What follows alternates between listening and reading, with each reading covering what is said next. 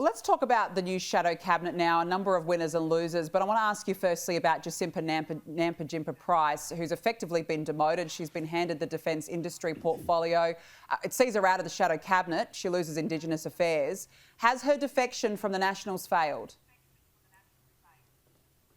Well, look, that's a question for Jacinta. I'm not going to ask, I'm not going to answer for her. But look, I think it's good that she's spreading, into a different portfolio, which I think will be great for her. She's a very talented woman, so I think she'll embrace the new portfolio in the sense it's different from the one she had. I think that's great news. But look, she made a decision which disappointed us as Nats. But look, you'd have to ask her that question. Nationals Barnaby Joyce and Matt Canavan, as well as Michael McCormack, were left out of the front bench. How much of that has to do with their commentary about David Littleproud's leadership? Well, look, again, I'm not going to go necessarily into that. I mean, that's David's decision and he has his reasons for that. I know that two of the people that replaced, obviously Barnaby was in shadow cabinet, Michael was in the outer ministry. So the two people that replaced them are very much newer members to Parliament. We have Ross Goodell, who's a new senator, who's going into the shadow cabinet, who will make a great contribution. And Pat Conahan has been promoted also to Assistant Treasurer. We're really excited as Nats to take up an economic portfolio as Assistant Treasurer. But look, Barnaby and Michael, look, we're a pretty small team, the Nats, and we're close colleagues, and I regard both of them as friends. And look, they have made amazing contributions in their parliamentary careers. I mean, they've both been Deputy Prime Minister. So, look, being a parliamentarian is a privilege. We're all grateful just to be parliamentarians. They will continue to make really important contributions, I have no doubt. David Littleproud said today it's all about generational change. Barnaby Joyce has pointed out that he's actually younger than you, for example. That's his words, that they're not my words.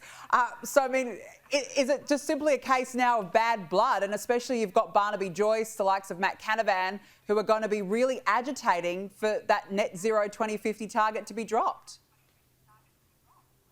Well, look, again, David has his reasons and he has said why he did this. And as I said, the two people that are replacing Michael and Barnaby are quite, a lot newer entrants to Parliament. And so that was the reason that David said. So, look, they're going to be exciting people into their new positions. Look, Matt, is going to get his teeth into Net Zero 2050 and the review process that we do into that. And I'm looking forward to that. And he'll make an amazing contribution to that process. So, again, just the fact you're a parliamentarian means there's a lot to do, a lot of committee work you can do as well, and having contribution to the parliamentary process and policy formulation process.